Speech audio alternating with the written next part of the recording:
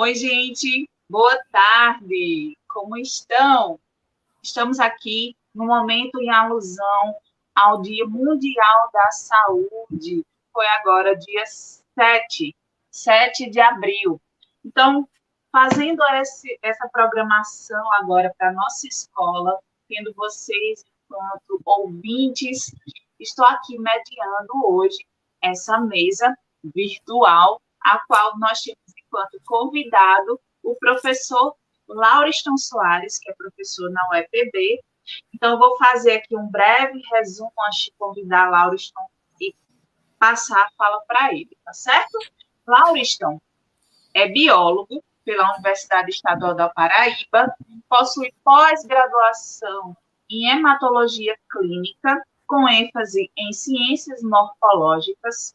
Durante a graduação, desenvolveu projetos de extensão enquanto bolsista e desenvolveu também trabalhos acadêmicos na área de neurociência. Além disso, possui um canal no YouTube e também no Instagram, que vocês aí podem seguir e acompanhar as redes de Lauriston, @biologiaetc,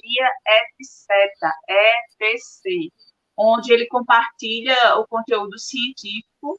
Também, atualmente, ensina na Universidade Estadual da Paraíba, vinculado ao Departamento de Ciências Biológicas. Pois é, João Pedro, um currículo de milhões. E mais ainda, eu tenho uma super satisfação de dizer a vocês que Lauriston foi meu aluno, né? Quando eu entrei na UEPB enquanto professora substituta, lá em 2018, 2019, e hoje eu vejo essa minha cria, né, se eu posso dizer assim, aí também agora enquanto professor da UEPB fazendo tanto sucesso.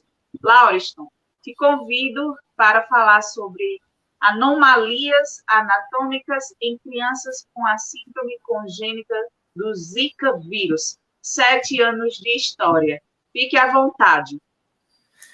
Muito obrigada, Lívia. Muito obrigada pelas considerações, principalmente, né, pela amizade, companheirismo e como a professora Lívia realmente estava falando, né, fui cria dela durante a minha graduação, fui aluno dela nas disciplinas de educação e gestão ambiental e estou muito grato pelo convite, por compartilhar um pouquinho desse meu conhecimento referente ao Zika vírus e à microcefalia, né, que tem esses 7 anos de história, né, a partir desse ano.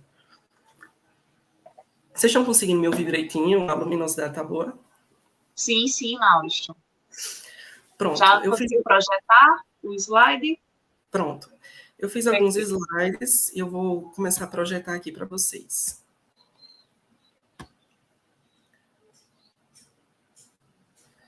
Vocês já estão vendo minha tela, né? Sim. Pronto. Como a professora Lívia Pauliana estava falando, eu sou graduado em Ciências Biológicas e pós-graduado em Hematologia Clínica, o que me fez ter ênfase na área de Ciências Morfológicas, né? Durante a minha graduação, eu fui monitor de Anatomia e Fisiologia Humana, realizei alguns projetos também de extensão como bolsista, desenvolvi projetos de extensão na área de Educação Ambiental também, né? Eu fui um biólogo bem generalista. Participei também de alguns laboratórios de ecologia marinha e atualmente eu estou enquadrado no cargo de professor substituto da UEPB, como T40, né? Eu estou muito mais voltado nas disciplinas de ciências morfológicas, como anatomia humana, né? No curso de enfermagem, de fisioterapia e assim sucessivamente. Bem, eu vim conversar com vocês a respeito da microcefalia, né? Deixa eu ver se eu consigo botar o apontador a laser.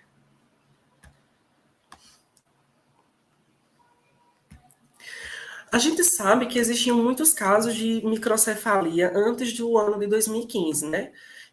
Antes do ano de 2015, a gente tinha alguns casos relativamente baixos, de 150 por ano, que era justamente ocasionado por algumas doenças parasitológicas, né? Aquelas doenças que estão mais relacionadas às precariedades de saneamento básico, né? O toxoplasma, por exemplo, ele é um agente parasitário que ocasiona na microcefalia. Mas aí no ano de 2015 começaram a surgir inúmeros casos de microcefalia e até então não se sabia como é que esses casos estavam crescendo, né?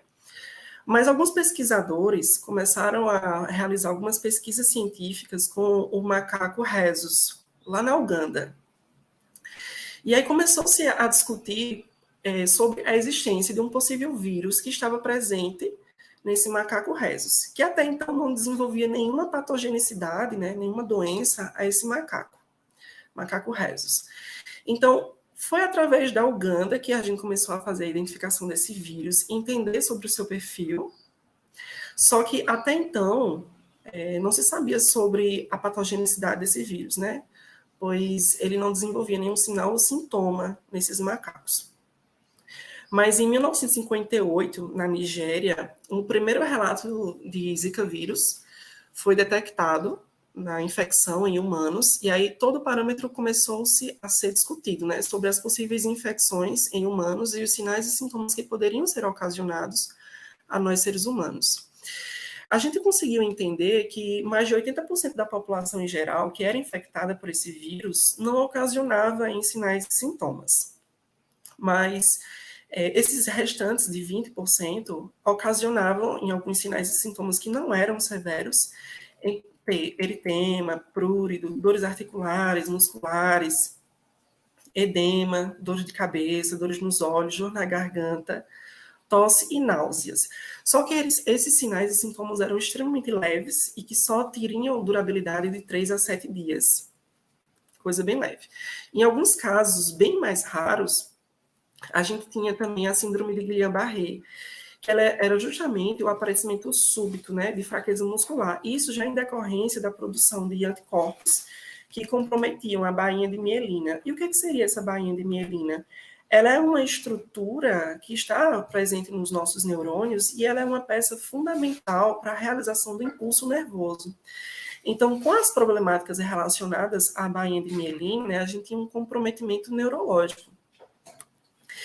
Então, a gente conseguiu observar que esse vírus ele estava bem predominante, né, na década de 70 na África.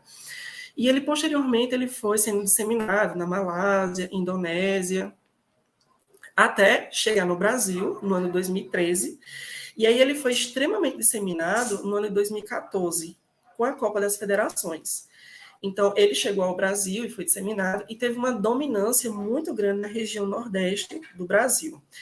Isso talvez tenha uma elucidação dessa dominância na região nordeste, porque o mosquito da dengue, né, que ele é o vetor biológico, ele poderia se adaptar melhor às condições climáticas da região nordeste.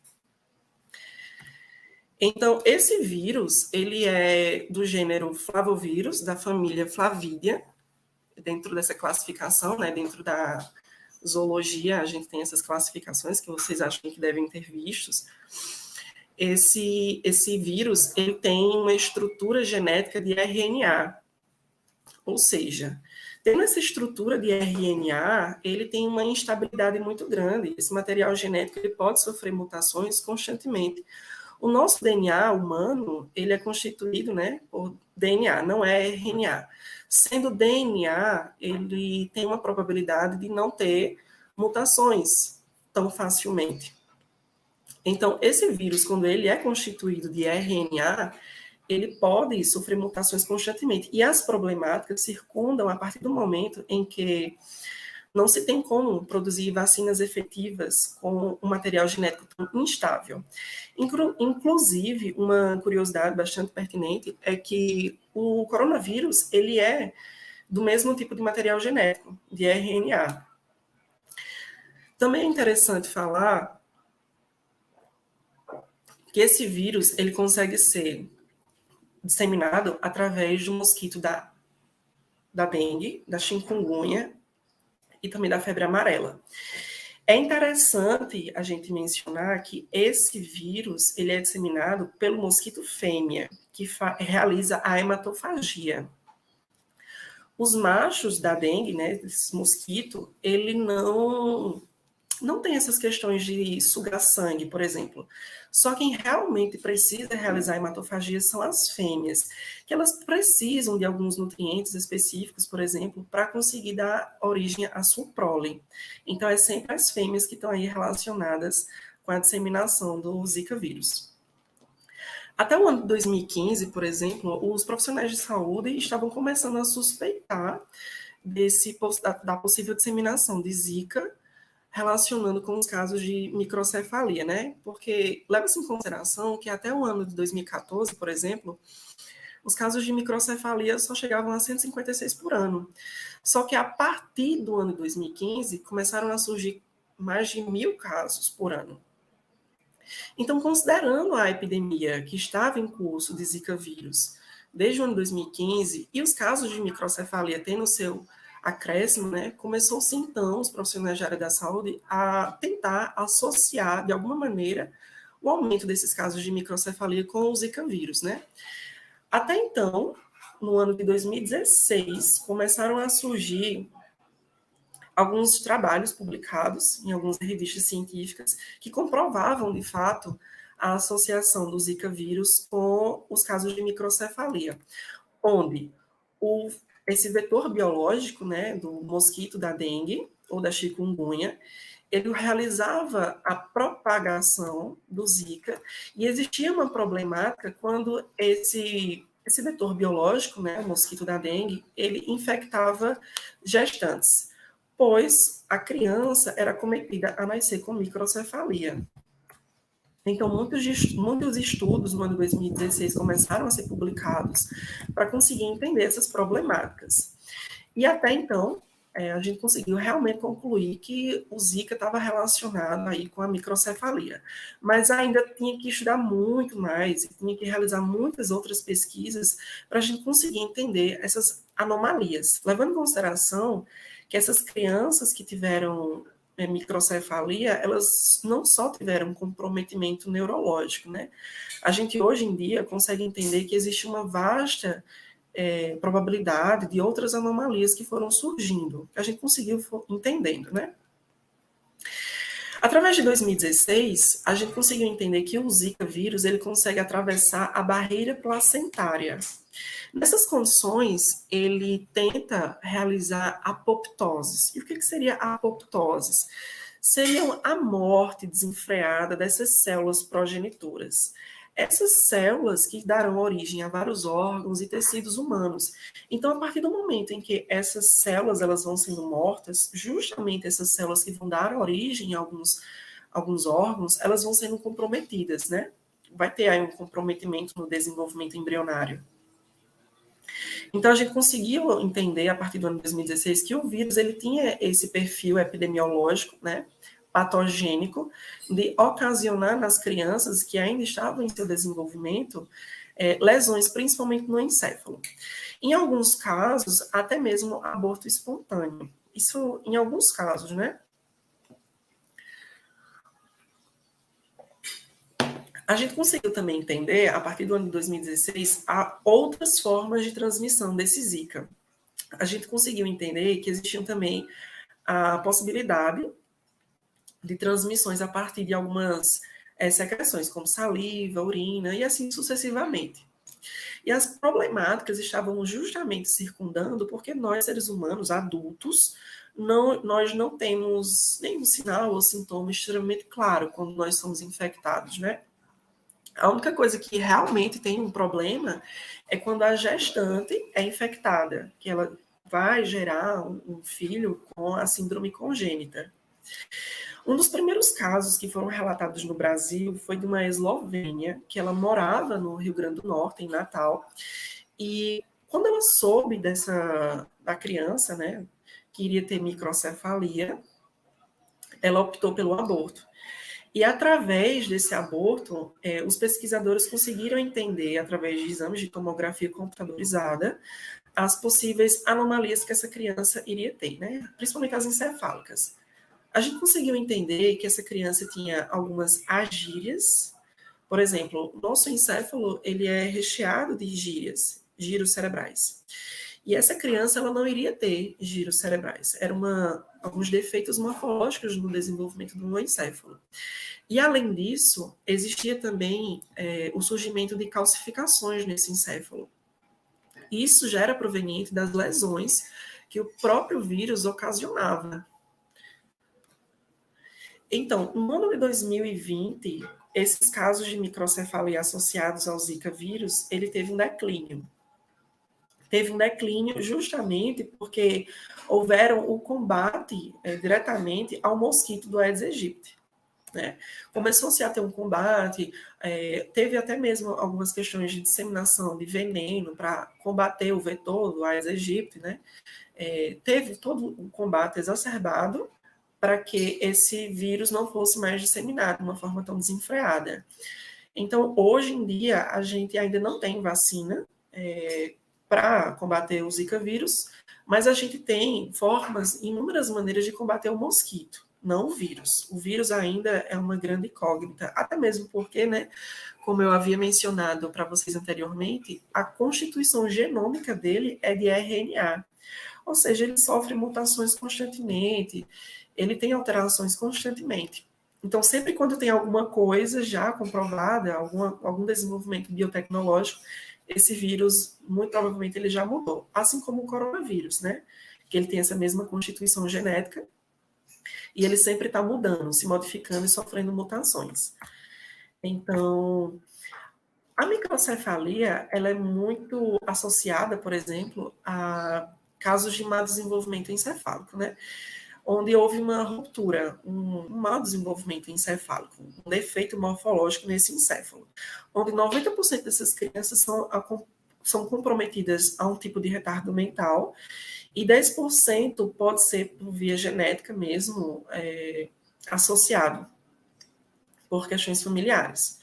Então, essa criança ela tem todo um comprometimento neurológico, onde esse vírus ele vai lesionando exatamente o tecido encefálico, vai interferindo no crescimento do cérebro e vai fazendo com que haja a regressão, muitas das vezes. E com essa regressão, até mesmo o crânio que estava acompanhando o desenvolvimento do encéfalo também tem comprometimentos. O crânio continua crescendo, mas o encéfalo ele regride. Até mesmo a pele do crânio, né, a nossa pelezinha, ela também vai crescendo. Só que existe uma desregulação que a gente vai ver, por exemplo, eu trouxe algumas imagens para vocês conseguirem ver. Houve um comprometimento. A pele fica em excesso. A gente chama até isso de escalpo redundante. Eu trouxe algumas imagens para vocês conseguirem ver. A microcefalia, como é que a gente consegue avaliar essa criança com microcefalia? Pelo perímetro encefálico. Alguns profissionais de área da saúde, eles realizam a medição do crânio, a cabeça da criança. Normalmente, a gente espera que a criança nasça com 31 a 36 centímetros de comprimento, tá? Desse crânio. Então, a gente tem os parâmetros de meninos para meninas, tá? E sempre entre 30 a 37 no máximo. Quando foge desse padrão, né, a gente já começa a considerar uma possível microcefalia dessa criança, tá? Quando a gente consegue ver, por exemplo, o que está abaixo desse padrão, entre 30 a 37, a gente condiciona essa criança a vários exames para a gente conseguir realizar a comprovação da microcefalia, né? Onde a gente coloca tomografia de crânio, para a gente conseguir entender quais foram as alterações. A gente, inclusive, induz essa criança a um exame ecocardiograma, coleta de sangue, líquor também. Líquor é um líquido que está circundando no encéfalo, tá? Através do líquor, a gente consegue entender até mesmo câncer, por exemplo, tá? A gente consegue entender várias coisas através do líquor. A gente também faz exame de urina, avaliações oftalmológicas para entender se essas crianças elas tiveram algum comprometimento no olho, até mesmo exames de emissão do ouvido, tá? Se essa criança consegue ouvir direitinho. Como eu estava falando para vocês, essas crianças elas são ocasionadas, né, por um escalpo redundante. E o que seria esse escalpo redundante? É quando existe um excesso de pele no crânio. O crânio teve um comprometimento no seu crescimento, mas a pele continuou com seu crescimento normal. Então, a gente consegue entender, por exemplo, nessa imagem, a gente tem uma representação muito clara sobre esse escalpo redundante, desse excesso de pele, né, nessa região mais por trás. Fica realmente esse excessozinho de pele. Tudo isso é justamente porque o crânio continuou com seu desenvolvimento normal, o encéfalo não teve o seu crescimento normal, ele foi reduzido, mas a pele continuou crescendo e continuou se desenvolvendo, né? Então, a gente tem a presença desse escalpo redundante. Nessas condições, com tantos comprometimentos neurológicos, a gente tem várias consequências desse encéfalo comprometido, né? A gente tem os giros cerebrais comprometidos, a gente tem um menor volume desse cérebro, atraso até mesmo na própria formação da bainha de mielina, né, que é a constituição dos neurônios. Nessas condições, o sistema nervoso completamente comprometido. A gente também tem menor quantidade de neurônios presentes no encéfalo. A gente também observa um afilamento do corpo caloso. O que seria o corpo caloso? É uma estrutura do nosso encéfalo que ele tem uma comunicação entre o hemisfério direito e esquerdo do cérebro, tá? Do encéfalo. Então, ele está muito relacionado à interpretação. Então, quando a gente tem um comprometimento nesse corpo caloso, consequentemente, as suas funções neurológicas também vão ser comprometidas. Até mesmo o próprio hemisfério direito e esquerdo dessas crianças, elas vão ter um comprometimento, tá? Não vão ser simétricos, por exemplo. E aí, quando a gente faz alguns exames, a gente consegue entender que esse cérebro, ele teve várias calcificações. E isso já é decorrência das próprias lesões que o vírus foi ocasionando. A gente consegue ver nesse cérebro, por exemplo, cicatrizes, e nessas cicatrizes foram depositadas moléculas de cálcio. E a gente consegue enxergar muito bem isso através de tomografia. Olha só, essas imagens que eu trouxe para vocês é justamente apontando onde seriam essas calcificações.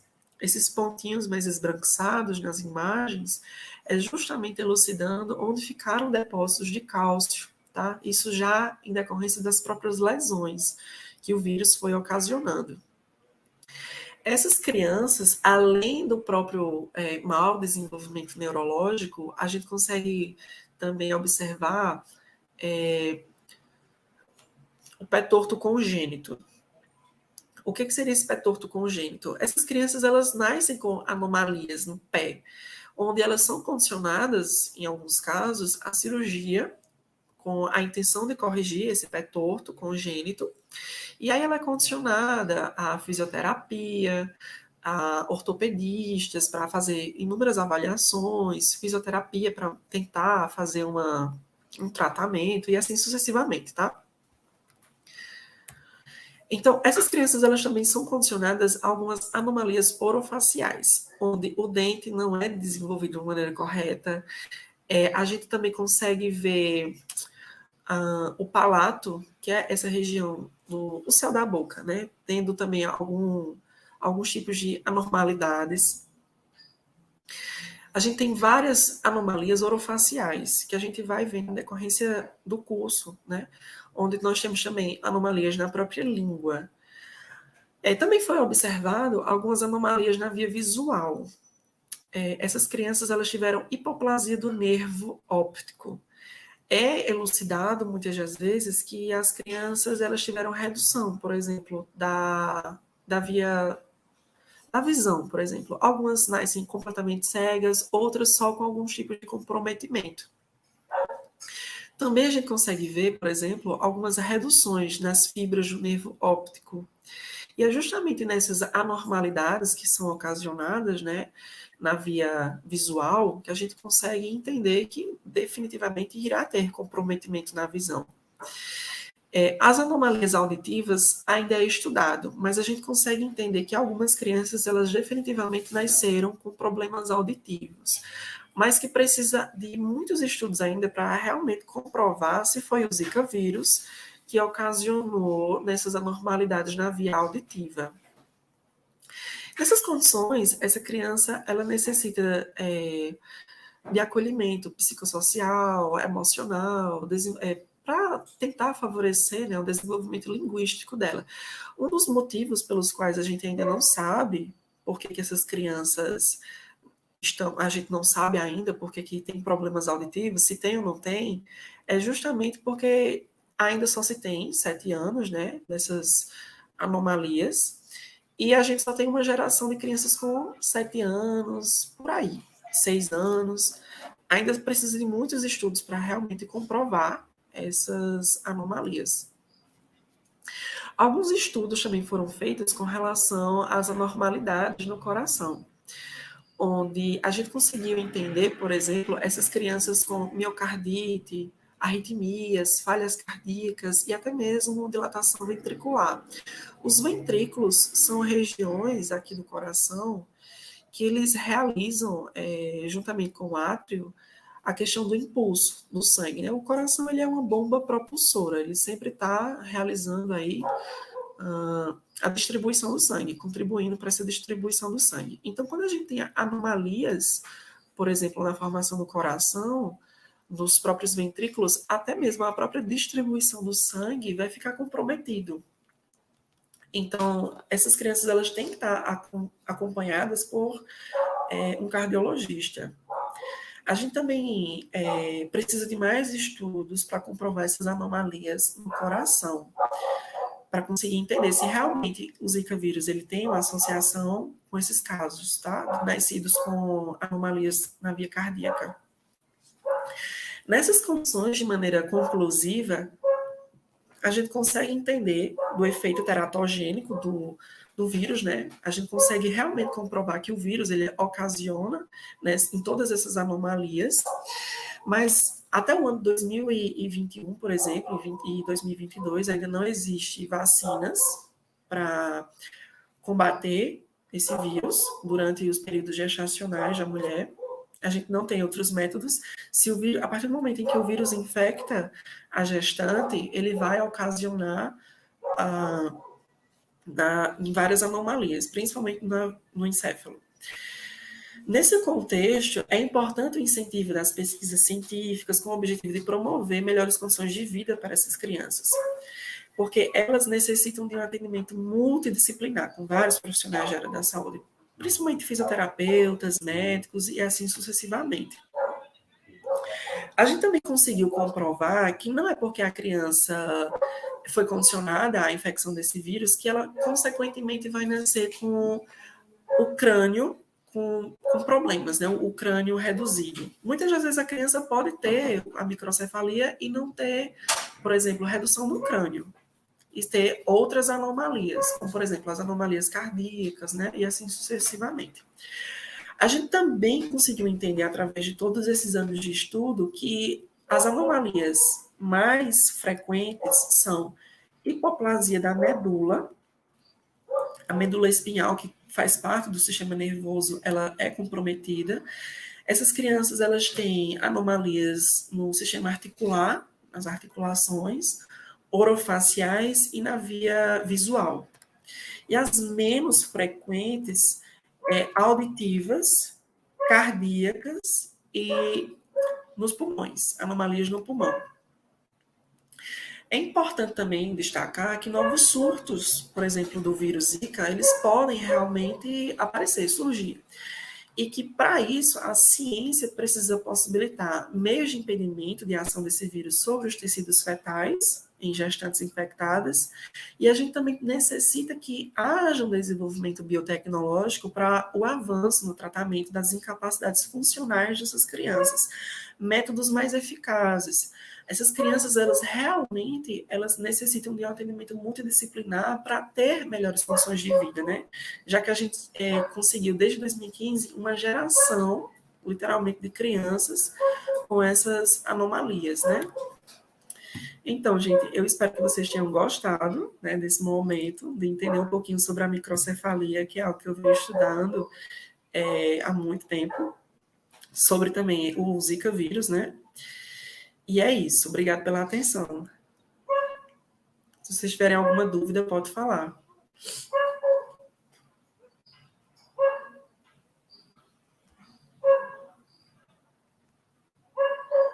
Lívia? Parabéns, Lauriston. Excelente a sua explanação, bem detalhada. Agora está aparecendo também. Bem detalhada, de forma científica, mas com a oralidade que todos conseguem entender, trazendo essa temática que é tão importante, né? Eu estava vendo agora há pouco, por exemplo, no jornal, essa semana, que os casos de dengue estão aumentando, né? Muito, vindo esse período agora, chuvoso, chove, depois faz sol e tudo mais. Então, é muito importante lembrar, estamos no meio de uma pandemia contra o coronavírus, sim, mas também há outros vírus que circulam por aí e podem trazer tantos danos quanto a Covid nos trouxe, né? Então, parabéns, foi excelente a sua explanação, tirou muitas dúvidas que os alunos estavam, até eu também, que o professor sempre está em processo de ensino-aprendizagem, e eu separei aqui algumas perguntas, alguns elogios que os alunos fizeram aqui para você, do Lauriston. Vamos Tudo fazer certo. esse Vamos fazer esse breve debate agora. Então, o Cleito Aguiar, ele colocou aqui no chat, ele pergunta o seguinte, Lauriston, se todo vírus obrigatoriamente vem de animal, todo vírus? Não. Existem alguns vírus, por exemplo, que eles são mais comuns em animais e eles não desenvolvem sinais e sintomas, né, nos animais. Mas para nós, seres humanos, aquele vírus, se ele nos infectar, ele realmente vai ocasionar em sinais e sintomas, como, por exemplo, o vírus do HIV. Ele é muito comum, está presente nos chimpanzés e não desenvolve nenhuma problemática na saúde daquele chimpanzé, por exemplo, né? Mas em nós, seres humanos, a gente sabe das problemáticas que ocasiona, né? Então, os vírus, eles são... Existe uma discussão muito grande se eles realmente são definidos como seres vivos ou não, né? Porque os vírus, eles são indivíduos intracelulares obrigatórios. E o que seria isso? Eles necessitam estar sempre presente dentro de uma célula de um outro indivíduo para se manter vivo. Ele sempre se mantém dentro de algum outro indivíduo vivo para se manter também vivo, né? Então, definitivamente, os vírus, eles não vêm só de animais, tá? Eles vêm também de outras circunstâncias. Perfeito, vamos lá. E eles, principalmente o segundo ano, aí nós iniciamos agora no decorrer do bimestre, exatamente estávamos falando sobre isso, viu, Lauro? Sobre os vírus, a questão deles serem intracelulares, né, obrigatórios, perfeito.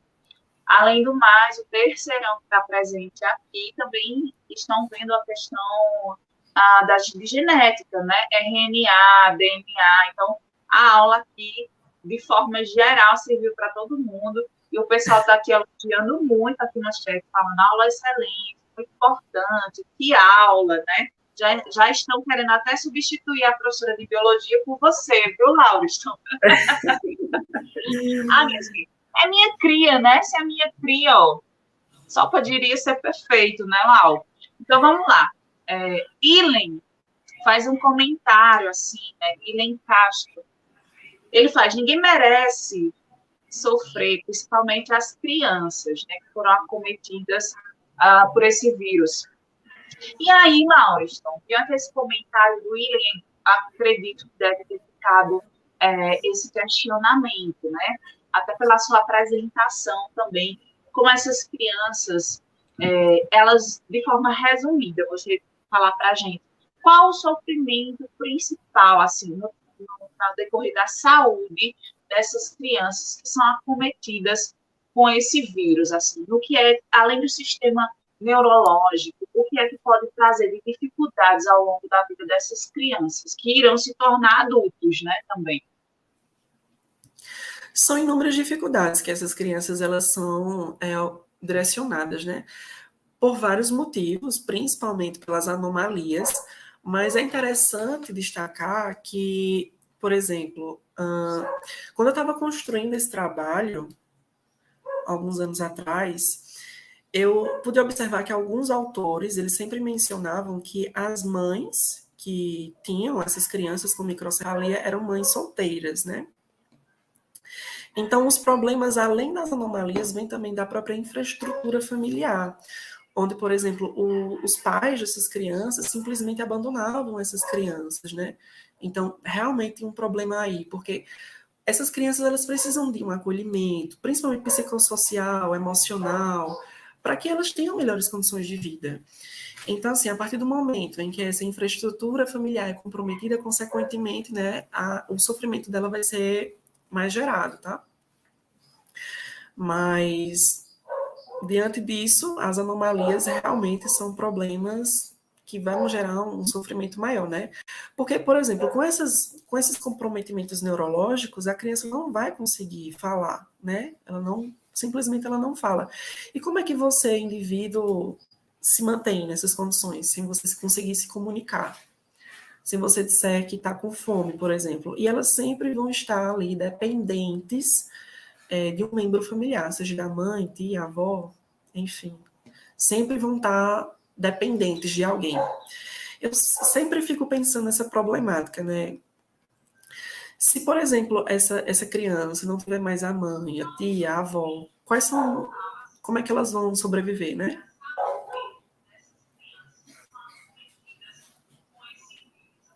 Perfeito, Lau. Então, assim, realmente dentro de vários aspectos, tanto ecológicos, né, pela própria proliferação da dengue, né, do mosquito, nós temos as questões dos aspectos socioeconômicos, aspectos sanitários também, né, de saneamento, principalmente, por isso eu estava até lendo essa semana, né, sobre a questão da justiça ambiental, que fala também sobre o racismo ambiental, que as pessoas com menores condições, tanto de saneamento, e aí vai envolvendo, né, questões econômicas, que elas tendem a migrar para locais dentro da cidade que não são tão acessíveis. Então, há essa exclusão socioambiental, digamos assim, né?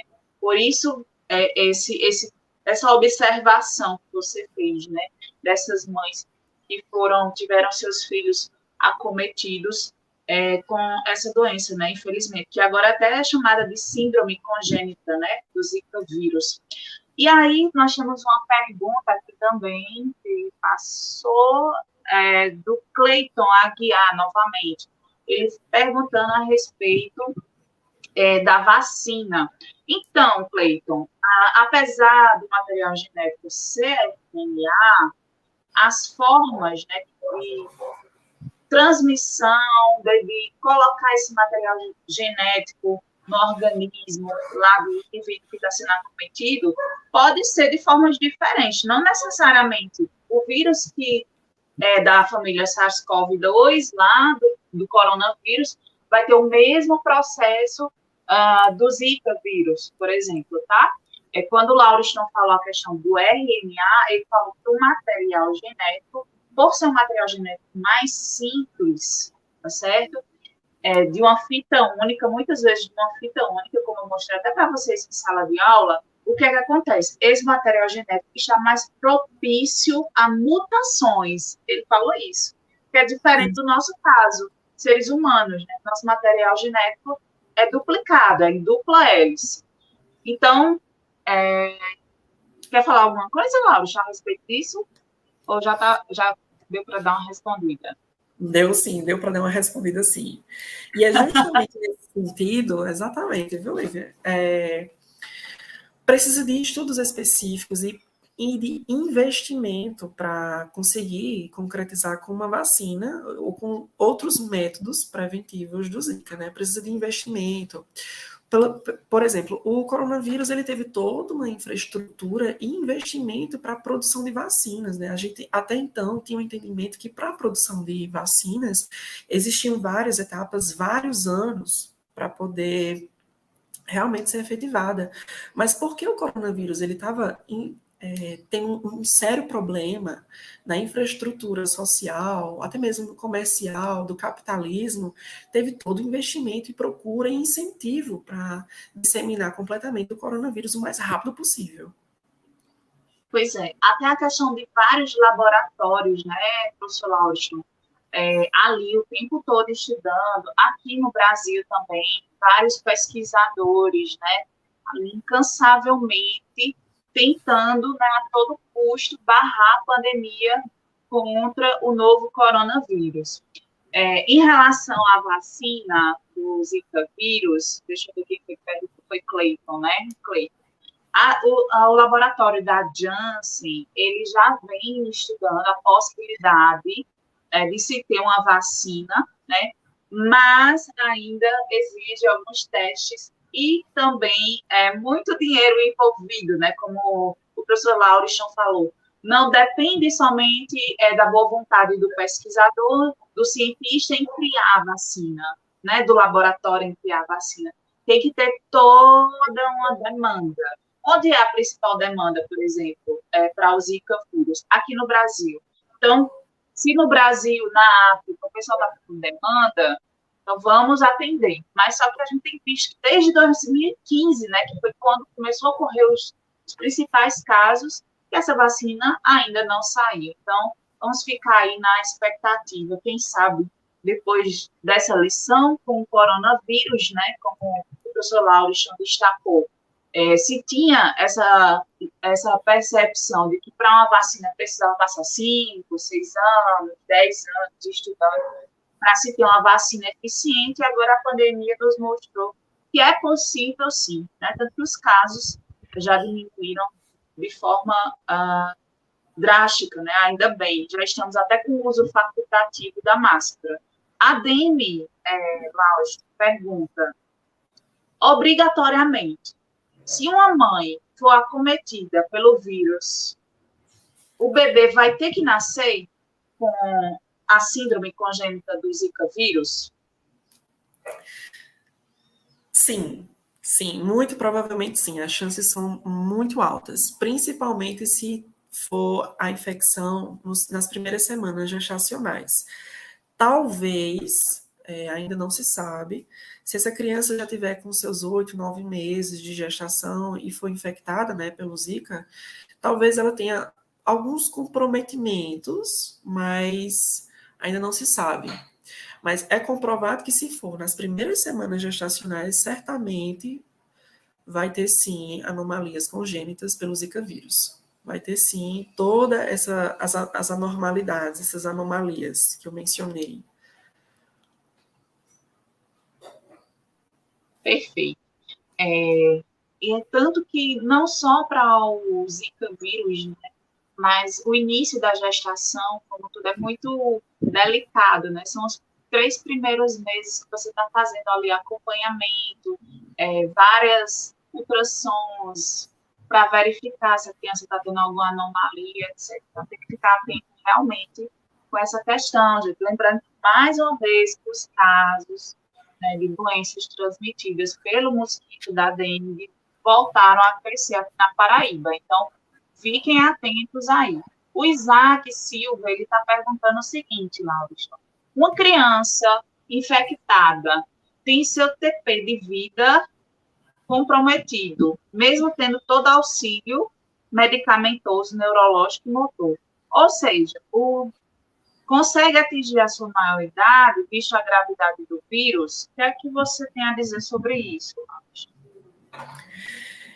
Deixa eu ver se eu entendi a pergunta. Se essa criança ela consegue melhores condições, ela consegue, por exemplo, chegar na idade... A fase adulta. O tempo... Ele entendeu assim, que uma criança infectada, ela vai ter seu tempo de vida comprometido. Eu acho que TP é isso, tempo de vida. É que eles escrevem assim, com siglas, né? A gente fica sem saber. Eu acho que eu quis dizer isso, tempo de vida. Isso. Aí ele quer saber se com o tratamento, tipo o exemplo que você deu aí, né? Antigamente as pessoas morriam de HIV, hoje elas já conseguem ter um tratamento até uma certa qualidade de vida. Aí ele quer saber se essas crianças, que são frutos, né, dessa questão da síndrome do Zika, se elas têm condições de chegar, né, à maior idade e ter uma qualidade de vida ou não. Elas vão ter o tempo de vida reduzido? Tem vários casos, inclusive, de adultos que tiveram a microcefalia e hoje em dia vivem tranquilamente. Inclusive, existe até um exemplo de uma modelo que ela foi acometida pela microcefalia, mas assim, microcefalias que não eram oriundas do Zika, né? O Zika, ele só veio surgir a bomba mesmo a partir do ano 2015, né? Então, essas crianças, elas só têm 7 anos. A gente ainda tem que esperar um pouquinho aí para ver no que vai dar. Mas, por exemplo, outros tipos de microcefalia que vieram, por exemplo, do toxoplasma ou de fatores genéticos, conseguiram alcançar realmente a idade adulta, tranquilo. Conseguiram através de fisioterapia, acompanhamento médico, principalmente acompanhamento fisioterapêutico, tá? Para fazer uma reabilitação da questão da fala, da questão do desenvolvimento neuropsicomotor, né? Elas conseguiriam andar de uma forma tranquila, e assim sucessivamente. Existe sim essa possibilidade de alcançar a fase adulta, mas acompanhando tudo, né? Inclusive, o governo, ele disponibiliza de um dinheiro X para auxiliar, utilizando o próprio termo, assim, auxiliar, apenas auxiliar mesmo, no tratamento, né? Porque essas crianças, elas vão precisar realmente de medicamentos. Porque em muitos casos, por exemplo, 40% dessas crianças, elas têm ataques epiléticos. E quanto mais ela tem ataques epiléticos, mais comprometimento neurológico ela vai ter. Então, realmente precisa dos medicamentos, precisa de um acompanhamento para ela conseguir alcançar essa fase adulta, de uma maneira de ter qualidade de vida. Perfeito, Lauriston. Mais alguma pergunta, gente, que vocês queiram sanar dúvida aí com o professor Lauriston? Aproveitem, viu? É um tema que há muito tempo tá, acho que desde que a Covid entrou, né, em cena, nós esquecemos de várias outras doenças que estão aí, né, que trazem muitos danos, digamos assim, né? Então, é ficar realmente atentos, né? Aí fazer o pré-natal, quem está pretendendo engravidar, futuro, né? As professoras que estão nos acompanhando aqui, ter esse cuidado. Eu lembro que foi exatamente na mesma época que eu engravidei, né, da minha filha, 2015, 2014, 2015. E aí se tinha todo esse cuidado de utilizar repelente, né, e não podia ser qualquer repelente, porque a grávida é muito sensível, né? Então, é ficar realmente atento e transmitir sempre a mensagem, né? Ser multiplicador, olha, tem a pandemia aí, mas tem outros vírus que podem estar, né, aí no nosso meio de circulação. Deixa eu ver. O pessoal aqui já sanou as dúvidas, as perguntas, Augusto. E aí eu peço para você fazer as suas colocações finais logo após a minha fala. Eu quero agradecer a todos que estiveram presentes aqui, agradecer o aceite, né, por você ter aceitado o nosso convite da nossa Cid Braulio Maia Júnior. É muito importante trazer esse tipo de conhecimento para dentro da nossa escola, já que estamos na semana de saúde e trazendo um tema que, né, como eu falei para vocês, muitas vezes a gente não lembra, por estar muito focado na pandemia, esquece que já teve algo tão sério, né, no nosso país. Então, muito obrigada por trazer o seu conhecimento científico, sua bagagem, que eu sei que foi o seu TCC, né? Você estudou bastante para isso. Então, muito obrigada e parabéns pela palestra. A sua professora, sua eterna professora, está muito orgulhosa, viu, de você.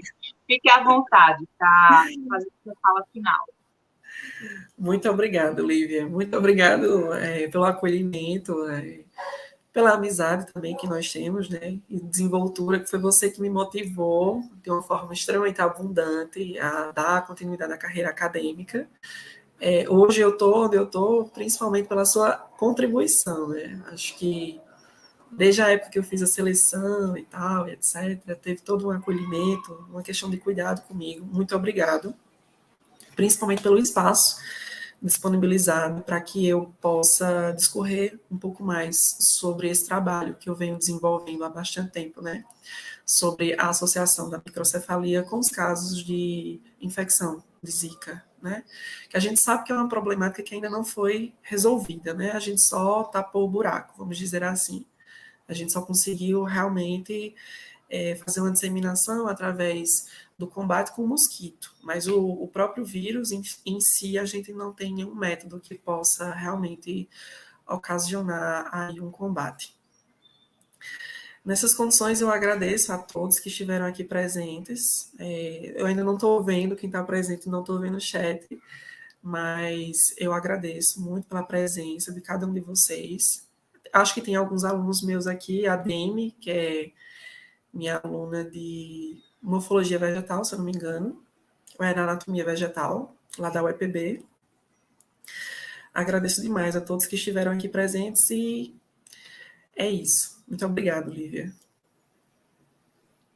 As portas sempre estarão abertas, Lauriston. Venha quando quiser. Então, tchau, tchau, gente. Obrigada por ter acompanhado. Até a próxima. Um cheiro da prof e um cheiro de Lauriston também. Até mais. Tchau. Até